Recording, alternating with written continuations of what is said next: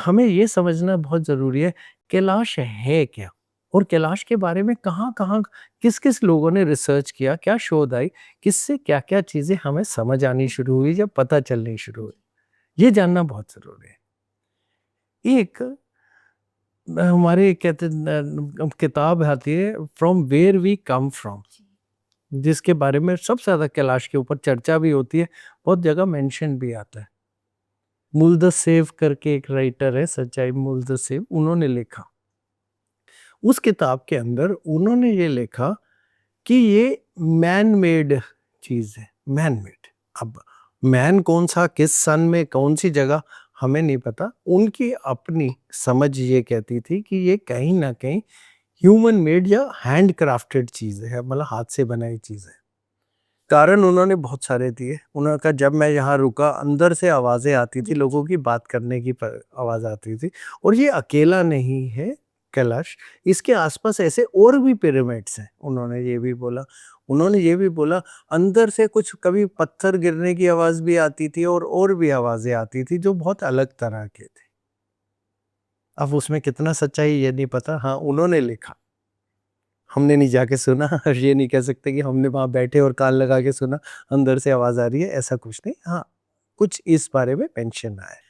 अब इसी मेंशन्स को हम आगे से आगे खोलते गए, कि ये चेक करने की इसमें क्या-क्या चीज़ें निकली।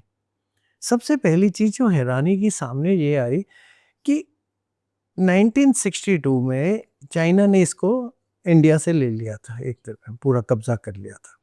तो जब उन्होंने कब्ज़ा किया, उसके बाद अचानक ही चाइना बदलना शुरू हो गया।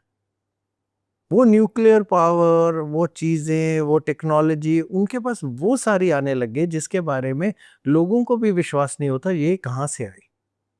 अब आप अभी भी देखेंगे, अभी ईवी वगैरह आ रहा है तो चाइना बिल्कुल ही अलग दुनिया में चल रहा है।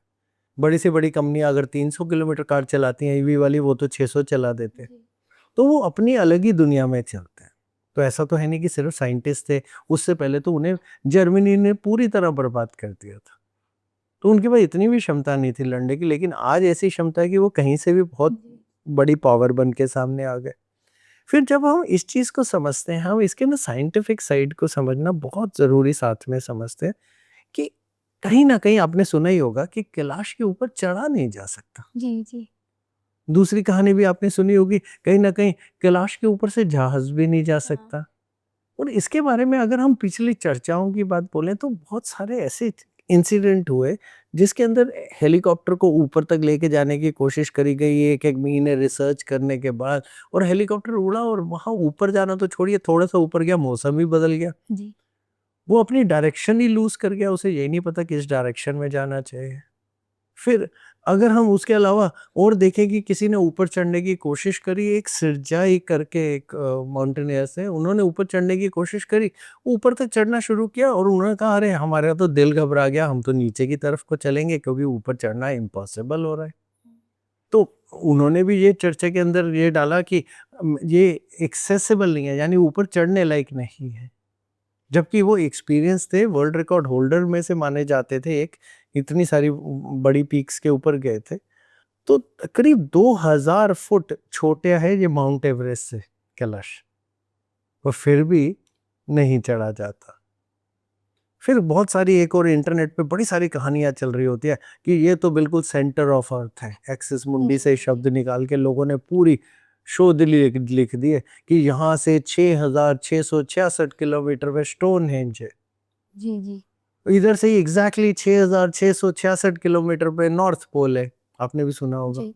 डबल करो तो ये साउथ पोल पहुंच तक बराबरी पे जी, पहुंच जाता है। जी। सब झूठ है कुछ नहीं है ऐसा, कुछ भी नहीं है ऐसा, सारी कैलकुलेशन ही गलत है। हाँ ठीक है, एक सोच के हिसाब से सेंटर पॉइंट है। हम कहते हैं सेंटर पॉइंट भी इसलिए क्योंकि ये वहां पे किसी तरह से समय को बदलता है, ग्रेविटेशनल पुल को बदलता है। अब ग्रेविटेशनल पुल जो जगह अगर बदल सकती है तो उसमें कुछ ना कुछ एक शक्ति जरूर है। और ऐसा भी बोलते हैं कि वहाँ पे समय जल्दी चलता है। हाँ, उसी के अंदर आपको एक-एक स्टेप करके वही समझा रहे हैं। होता क्या है, वहाँ पे जो हमें बताया गया है कि साइबेरिया वालों के एक पूरी की पूरी टीम ने ऊपर चढ़ने की कोशिश करी। नहीं चढ़ पाए, आधे रास्ते तक पहुँचे और उसके बाद उन्होंने नीचे आ गए और वो ये कहने लगे हमें बहुत ताकत खत्म सी महसूस हुई। और वो 1 साल में इतना ज़्यादा बूढ़े हो गए कि 1 साल में सबकी डेथ हो गई बुढ़ापे की वजह से। यंग माउंटेनियर्स जो बुढ़ापा 1 साल में, तो उनका समय इतना तेज़ चला। अब समय तेज़ चला, ये भी बहुत बड़ी हैरानी की बात करते हैं कि ये समय कैसे तेज़ चल गया?